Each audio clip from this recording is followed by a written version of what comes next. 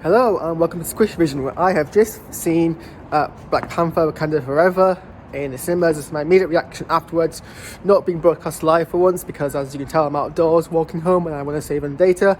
That's also the unexpected downside of seeing the last showing on a Sunday night in the neighbouring city from where you live. You can have an hour-long walk home because there's no public transport available. Don't worry, this reaction won't be an hour long, and I will be still shooting it as live to save any edits when I get home.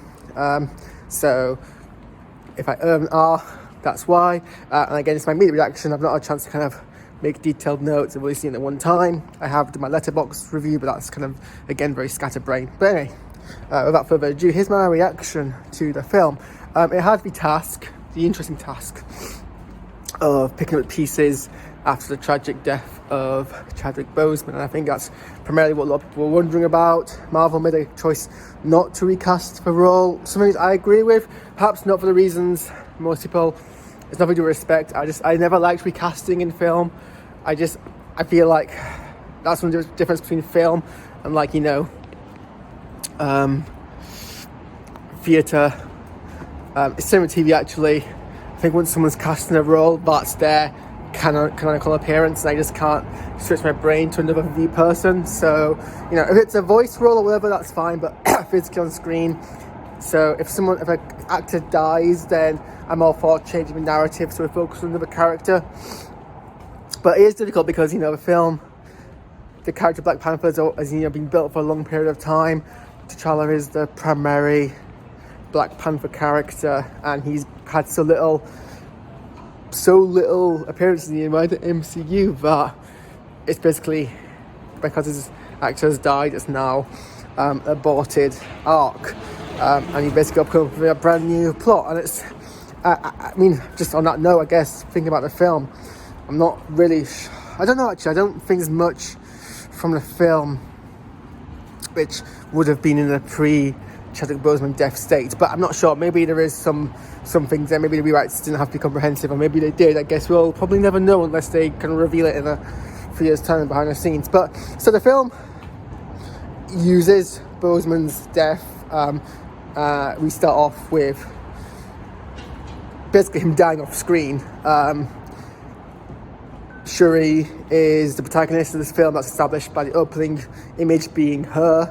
She's trying to save her brother from a illness that respectfully isn't mentioned on screen, and she fails, and we have a funeral scene for T'Challa, which in a sense is kind of a funeral for Chadwick Boseman, which some people might find a bit, people have opinions, and I think it's fair enough to do it in this situation, about whether or not you should incorporate an actor's death in a film, if it's respectful or not. It's not the first time it's been done. I think there's been, I don't know who it is, I want to say maybe Bruce Lee or someone else. There was definitely a martial artist who died, and they used his actual footage from his funeral in the film, and I think that had some backlash. That didn't happen here, but obviously, I'd be surprised if the actors in the film weren't using Chadwick Boseman's death as kind of their emotional kind of trigger for their scenes, because it felt real, but then again, they're actors, so it's kind of their job. But yeah, so that's a culprit in the film. I think it takes a fairly restrained, respectful approach. His character has died, and essentially the film asks the question, to what extent do you let grief consume you? I think it's basically a theme. It's, do you let grief consume you? Do you become angry and vengeant? Is that a word? Do you let the vengeance consume you, or do you do something else with that pain? And so we get this funeral scene, and then we bookmark the film with Shuri letting the memory of her brother go, and we get a montage which isn't cheesy. It's actually done pretty respectfully, of Chadwick Boseman's previous appearances with Shuri in the films, and I think it's done pretty fine. So yeah, that's the kind of the theme of the film. And to, I guess, there's some toothpaste on the floor. We have the antagonist of, I'm going to call him Namor, because I don't remember the other name, and I think I'll have to read it up, and I don't want to mispronounce it. Namor is one name, and it's his main name in the comics, obviously. Whose story is basically his family became became who they were, became the kind of sea dwellers to escape Spanish smallpox. They had to. It's always weird vlogging in public when there's people behind you. Hopefully they'll stop following me. I mean, it's near enough midnight on a Sunday night. It's not going to be that busy once I leave town. Anyway, yeah. So they left. Namor is a mutant, so we get our next kind of explicit mention of mutants in the MCU. So we're certainly building up to that. Namor is explicitly a mutant, so he's a longer life. He's able to fly, he's able to breathe in both air and water, unlike his brethren who can only breathe water or with masks. So he has a longer life, so he outlives his mother quicker than most would. And when he goes to bury his mother back on her homeland as per her wishes, he finds it colonized by the Spanish, who are whipping slaves, not at all nice people, and he kills them all, which I guess fair enough. And this kind of triggers a desire to essentially go on from this and bide his time to a point where he can basically make preemptive strikes against the surface dwellers, surface land of the world, in order to protect and prevent Talokan, I think it's called, Talokan, from being destroyed. Talokan is established as the other vibranium-supported place in the world. So in a sense, we're kind of revisiting a lot of the beats from Black Panther. I mean, this film definitely is one where I'm going to have to ponder, I'm going to have to read essays. I have to appreciate that, I come from an ethnic minority, so I come from a background historically. I mean, I'm Pakistani, and Pakistan was colonized, so, it's part of the British Empire. So I'm not completely removed from the narrative, but for my own personal history, I've never engaged too much in my own kind of colonial damage, I guess, which I guess kind of puts me at a disadvantage of appreciating some of the messages in the story. And then I also have to appreciate that I'm Pakistani, I'm not black, and I'm not, I don't think it's wrong, Hispanic, I guess, or indigenous to South America. Not Hispanic, that would be the people who have come later on, but Latina, maybe. I apologise if I got the wrong kind of race there. Other race is a social construct, obviously, but still. So, it's not. I feel like after some reading to kind of educate myself on a lot of the themes. It's the same with the first Black Panther film, which was very much about black colonial trauma, and that's not something that I obviously can claim to have the most in-depth understanding of.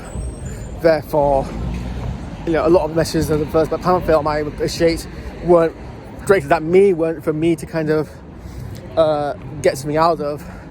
So that might be the same with this film. But kind of just from my own reaction, it feels a lot like that walking very close to other people.